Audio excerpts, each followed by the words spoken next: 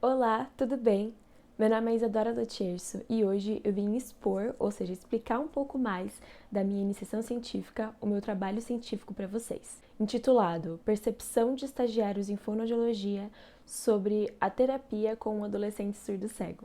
Essa pesquisa ela foi desenvolvida por mim, juntamente com a minha orientadora, é claro, a professora doutora Maria Elizabeth Rodrigues Freire Gaspareto, no Centro de Estudos e Pesquisas Professor Dr. Gabriel Porto, o CEPT, da Faculdade de Ciências Médicas da Unicamp.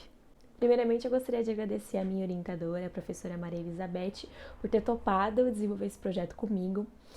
Também gostaria de agradecer a 18ª edição da Semafon e aos pareceristas que escolheram meu projeto como um dos 5 melhores. A professora doutora Ivani Rodrigues Silva, que é a diretora do CEPRI e que permitiu que eu pudesse desenvolver a minha pesquisa nesse local. E também o Programa Institucional de Bolsas de Iniciação Científica, o PIBIC e o SAI Unicamp, por terem financiado esse trabalho e dado essa oportunidade de fazer ele se tornar realidade. Bom, eu acho que introduzindo, legal a gente entender que a fonoaudiologia ela é uma ciência que trabalha muito a comunicação em diferentes abrangências. Então, em diferentes contextos, a fonoaudiologia está presente com a comunicação. E dentro da fonoaudiologia, no caso desse trabalho, a gente enxerga muito as clínicas escolas e a importância das clínicas escolas. E dentro da atuação profissional, né, a gente tem a atuação com as deficiências sensoriais, as condições sensoriais, e dentro delas está a surdo-cegueira, que é o que a gente vai tratar nesse trabalho. E a surdo-cegueira, ela chega como uma condição inesperada e difícil de ser compreendida, principalmente porque nós não encontramos muitas literaturas que envolvem a surdo-cegueira com a fonoaudiologia. E quando a gente encontra, nesse caso, vocês trabalham um paciente surdo-cego dentro de uma clínica escola, a gente acaba criando novas experiências, tanto para os estagiários quanto para a própria clínica escola que vai estar recebendo um paciente novo. Por isso que é muito importante a gente tentar entender, compreender como é que funciona a comunicação nesse caso, como é que funciona a comunicação de um paciente surdo-cego. E acho que a gente pode começar entendendo que a surdo-cegueira ela é difícil de ser conceituada porque ela não faz parte de duas deficiências, ela é uma deficiência só. Então, uma pessoa surdo-cega, ela não é surda e cega, ou cega e surda, ou uma pessoa com cegueira e surdez, ou uma pessoa surda com cegueira.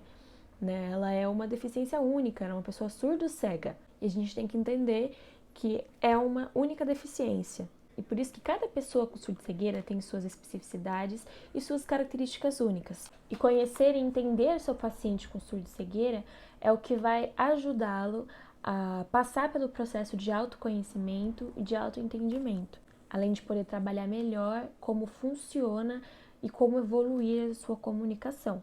Além disso, é muito importante a gente entender dentro desse domínio da atuação com um paciente surdo-cego, né, no caso um adolescente surdo-cego, a importância dos recursos que auxiliam para o desenvolvimento da comunicação. Por isso que essa pesquisa teve esse intuito de conhecer a percepção dos estagiários, dos profissionais que serão formados e a nova experiência que foi criada a partir do momento que eles entraram em contato pela primeira vez com esse paciente. Então, como objetivo dessa pesquisa, a gente tem a caracterização do adolescente surdo-cego, então caracterizar o paciente surdo-cego e conhecer, né, a percepção do estagiário sobre a terapia com esse adolescente surdo-cego.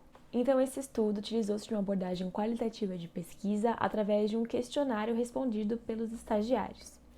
A nossa amostra foi composta por 7 estagiários da graduação em fonoaudiologia da Unicamp, e todos os dados que foram colhidos foram analisados conforme a análise temática proposta por Minayo em 2001. Lembrando que todos os participantes assinaram um termo de consentimento livre e esclarecido. Os resultados se apresentam pela caracterização do adolescente surdo-cego por meio de eixos temáticos. Ou seja, nós temos 3 eixos temáticos, sendo terapia grupal ou individual, comunicação e sentimentos. Tudo com base na percepção dos estagiários entrevistados. Segundo a caracterização do adolescente surdo-cego, nós temos um paciente com perda auditiva do tipo neurosensorial de grau profundo na orelha direita e severo na orelha esquerda. Ele é oralizado, utiliza o aparelho de amplificação sonora individual bilateral, né, o AASE, e tem baixa visão devido à retinose pigmentar. Então, nós temos aí um paciente que tem uma perda auditiva e uma baixa visão. Bom, vou começar discutindo os resultados das perspectivas dos estagiários através dos eixos temáticos, começando pelo primeiro, que é a terapia grupal e a terapia individual. Todos os estagiários relataram uma boa experiência tanto na terapia grupal quanto individual, trazendo relatos de que a terapia grupal favoreceu a participação do adolescente em grupo e que assim, aos poucos, ele foi evoluindo e conseguindo ter um contato melhor com a turma, inclusive conseguindo expressar seus sentimentos. Tudo isso foi devido à evolução terapêutica, trazendo um conforto maior para esse adolescente poder se expressar em grupo e entender que ele também faz parte daquele grupo. No entanto, os estagiários deixaram claro a preferência pela terapia individual com o adolescente surdo-cego, dizendo que ele se mostrava muito mais adepto e participativo e que foi muito mais de imediato a intenção comunicativa e expressiva, o que ele demorou um pouco mais para se abrir no grupo. O segundo eixo temático é a comunicação do adolescente surdo-cego e a experiência dos estagiários com essa comunicação. Bom, um dos estagiários relatou que o adolescente tem uma boa intenção comunicativa e uma boa linguagem verbal, e todos sentiram que ele tem essa vontade da construção da linguagem verbal para se expressar, que ele vai atrás de se comunicar e ele consegue se comunicar quando ele quer.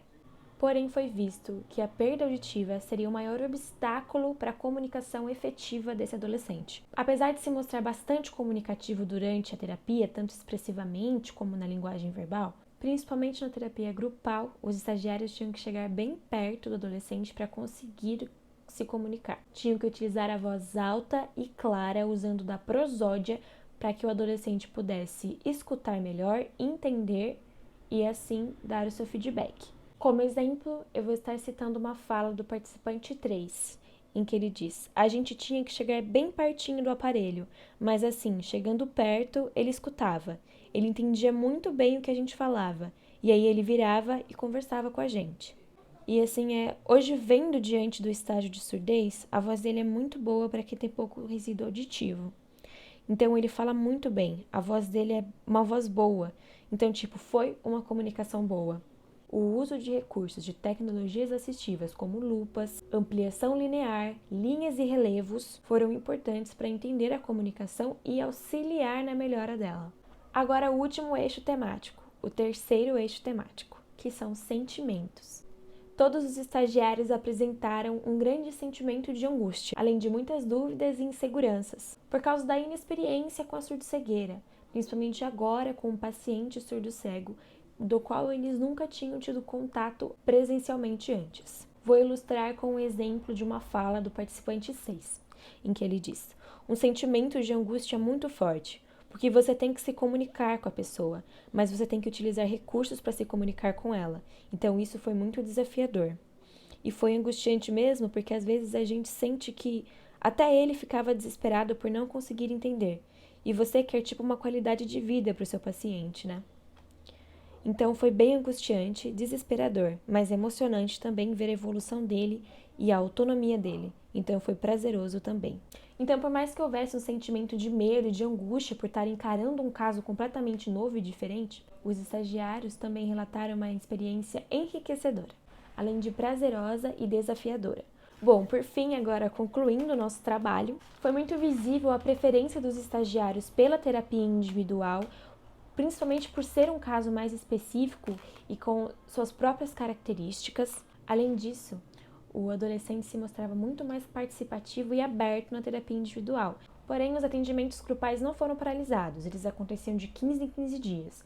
Então, o adolescente ficou tanto no atendimento grupal quanto individual. Também é muito importante a necessidade do atendimento grupal, porque é no atendimento grupal que a gente vai evoluir com a relação interpessoal desse paciente, fazendo com que ele conheça novas pessoas, interaja e assim consiga evoluir sua parte comunicativa social.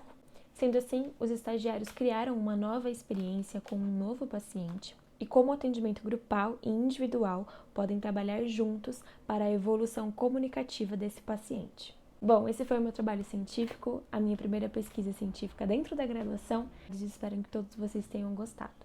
Muito obrigada, Semafon, mais uma vez pela oportunidade de estar aqui apresentando o meu projeto e muito obrigada à minha orientadora por ter me apoiado e me ajudado nesse ano de pesquisa. Tchau, pessoal. Até a próxima.